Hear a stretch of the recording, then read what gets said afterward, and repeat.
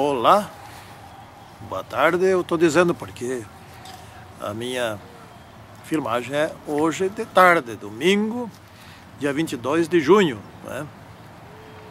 E para vocês pode ser bom dia, pode ser boa noite. E eu sei que tem gente que assiste de madrugada, o pessoal da Austrália, da Nova Zelândia, do Japão, e assim vai. Bom,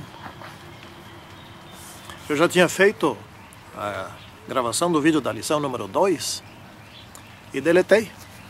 Um acidente. Deletei tudo, então vamos fazer de novo, né? Vou fazer hoje a lição número 2, depois a número 3, que eu estou atrasado, né? E ainda a número 4. Tudo num dia só. Ok, vamos aqui ver o verso de Marcos, capítulo 10, versículo 45, que trata sobre Jesus Cristo. O próprio Filho do Homem não veio para ser servido, mas para servir e dar sua vida em resgate por muitos. Aqui tem um assunto que eu venho estudando há alguns anos e que vem me impressionando, né? No céu, quem quer ser o maior no céu precisa aprender a servir. Jesus é o maior e ele é o maior servo, né? Deus é servo, né? Então Deus veio para servir. Deus criou as criaturas para amar, ou seja, para servir as suas criaturas. Ele é o que mantém tudo, né? Então ele é o servo de todos. O grande no céu é o que tem capacidade para servir. Deixa eu ilustrar um pouquinho isso aqui. Esse é um ponto muito importante. O Filho que veio para servir, né? Ensinar a servir. Amar não é mandar no outro, amar é servir o outro, é resolver os problemas do outro, né? Ajudar o outro. Nós aqui na Terra, o nosso normal, quem quer ser grande tem que mandar nos outros. Quantos empregados você tem que você tem poder sobre eles, que você manda, não é? Ah, eu tenho 50, oh, tá muito bom, tem bastante poder.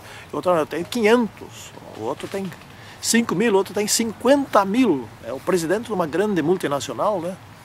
Etc. Então esses são os que mandam, né?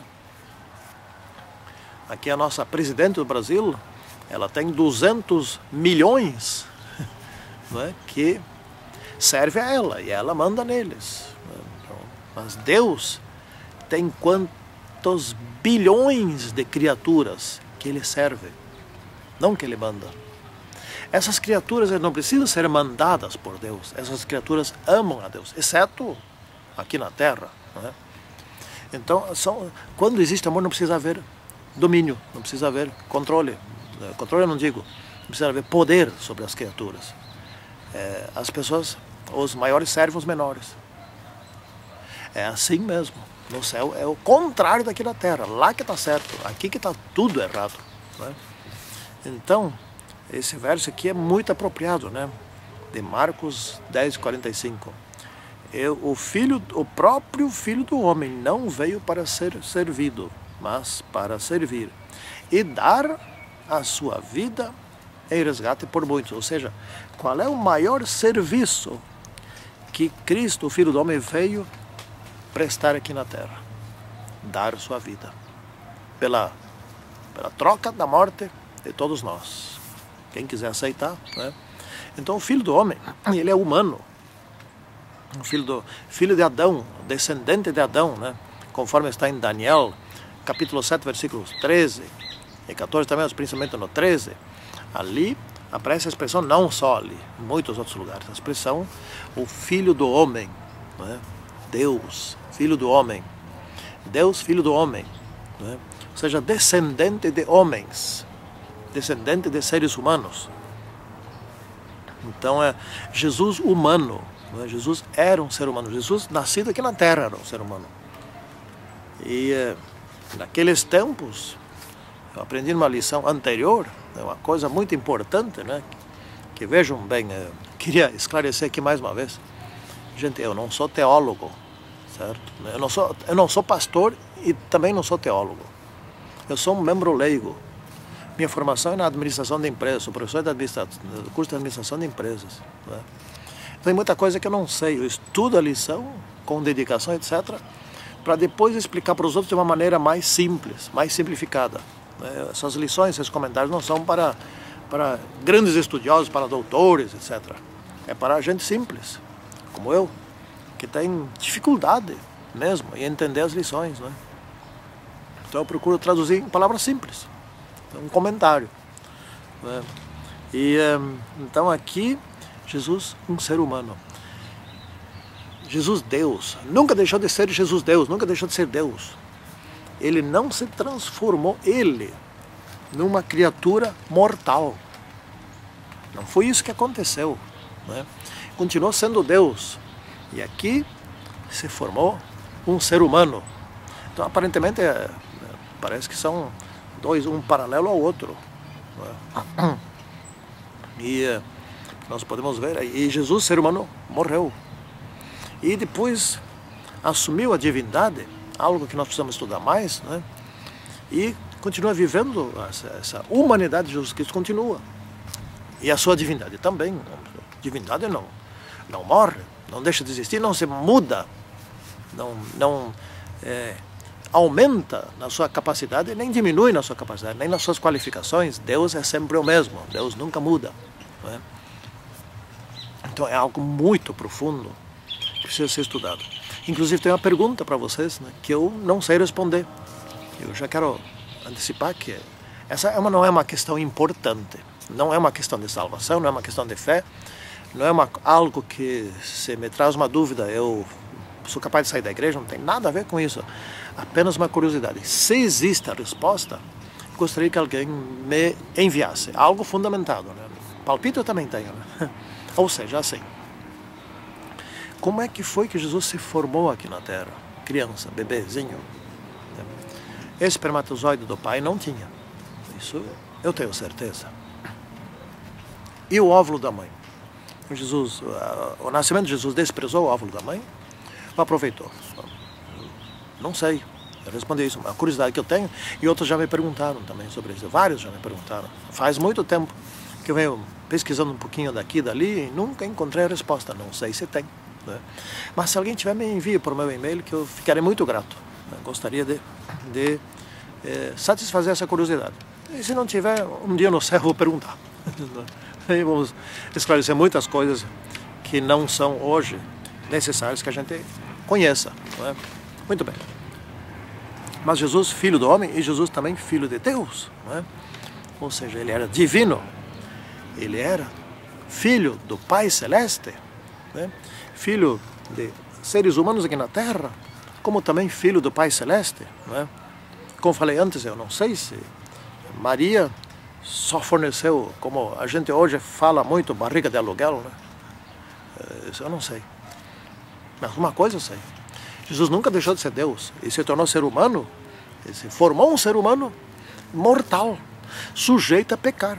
Porque Deus nunca peca, Deus não é sujeito ao pecado. Se Deus fosse sujeito ao pecado, coitados de nós, né? Porque vai que um dia ele peca. Não.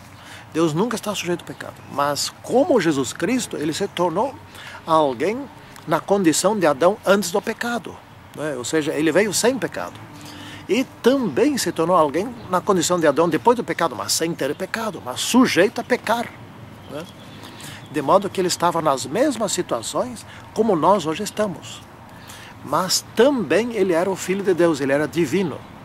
Porém, aqui na Terra, ele nunca usou as suas prerrogativas divinas, ou seja, tudo aquilo que ele foi capaz de fazer, inclusive ressuscitar mortos, também nós podemos fazer, se tivermos a fé como ele tinha, porque tudo ele fez por meio do Pai. Né? O Pai dele que fez, o Deus Pai que fez. Né? Então, o chamado aqui, Filho de Deus, ele veio com um propósito de tornar-se Salvador da humanidade. Isso é muito profundo, nós estamos arranhando o conhecimento dessas coisas por demais profundas. Né? E então, qual era a natureza divina de Cristo? Qual é que era? Como é que se explica isso? Né?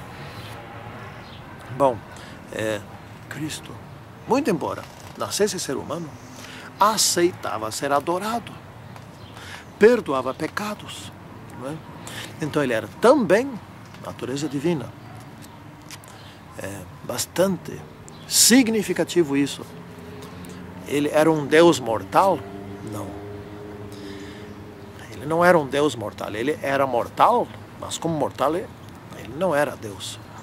O que ele era? Ele tinha duas naturezas. Ele era Deus e ser humano.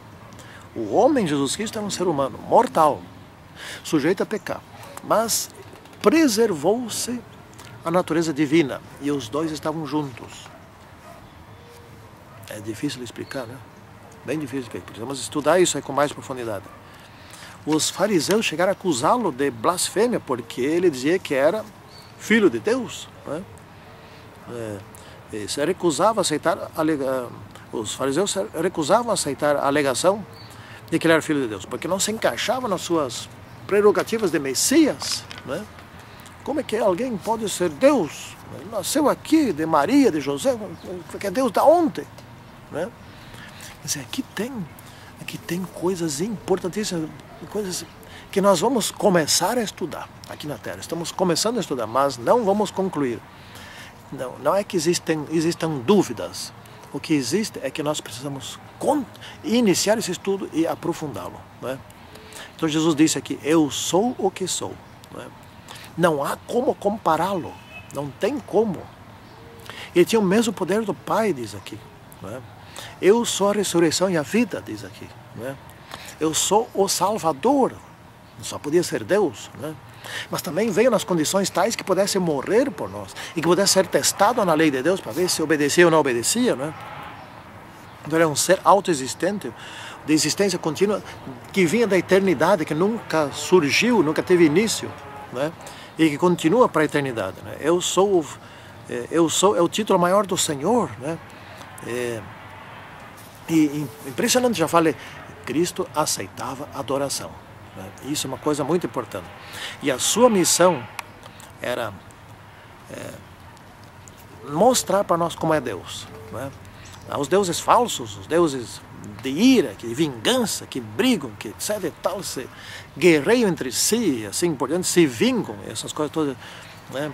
Da Idade Média se criou uma falsa ideia de Deus, né? Isso Jesus Cristo veio desmistificar Deus, desmentir isso aqui, né? Jesus veio salvar por meio de sua morte e veio mostrar como é que é Deus. Deus ama. Deus ama. Deus não quer executar a justiça, Deus não quer matar ninguém, Deus quer salvar as pessoas e Jesus veio morrer por esse motivo, por causa do amor de Deus, né? Que nós saibamos apreciar este amor e sermos salvos pelo amor do nosso Senhor Jesus Cristo.